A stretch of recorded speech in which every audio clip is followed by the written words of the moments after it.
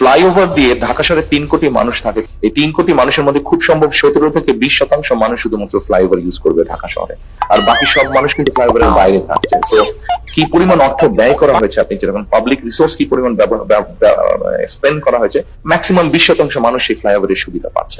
জনাব তারেক রহমান একটা কথা বললো যে ঢাকা শহরের ফ্লাইওভার গুলা ঢাকা শহরের 20% লোক ব্যবহার করে, বাকি লোকগুলা ফ্লাইওভারের বাইরে।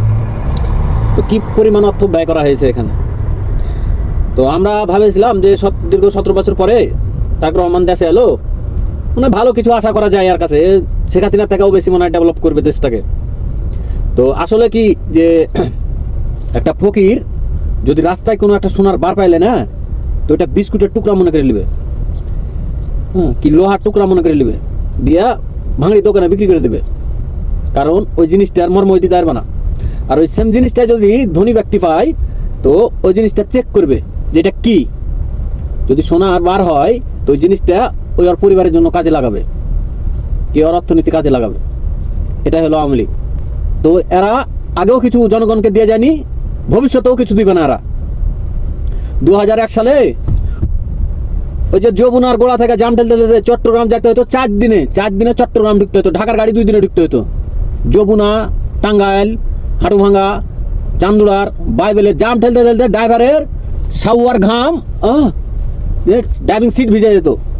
আর এখন যদি গাড়ি ওই যে উত্তরবঙ্গ থেকে ছেড়া আসে কি চাপাই রাজশাহীর দিক থেকে ছেড়া আসে, দিনের গাড়ি যদি মনে করে চট্টগ্রাম ঢুকবে, তো দিনের গাড়ি চট্টগ্রাম ঢুকবে। তো এরা কি পরিমাণ মূর্খ, এদের কাছে জনগণ ভালো কিছু আশা করে না। ওই যে 2001 সালে 2006-4 মানুষ মাড় ভাত খেত, মাড় ভাতও চোখে পায়নি মানুষ। তো এরা দেশটাকে আবার ওভাবেই নিচে নিয়ে চলে যাবে। আমরা ভালো খাচ্ছিলাম, ভালো পড়ছিলাম, ভালো একটা উন্নত রাষ্ট্র হিসাবে বিশ্বের কাছে পরিচিত পাইছিলাম। এখন দেশটা কোন পর্যায়ে চলে গেছে দেখেছেন? এখন কোনো নাগরিক, সৌদি নাগরিক কি বাইরের কোনো নাগরিক খালি যদি বাংলাদেশি নাম শুনে তো বলে টেরারিস্ট, ক্রিমিনাল তোরা। আমাদের বাংলাদেশের পাসপোর্ট দেখলে এখন থুতু ছিটাই।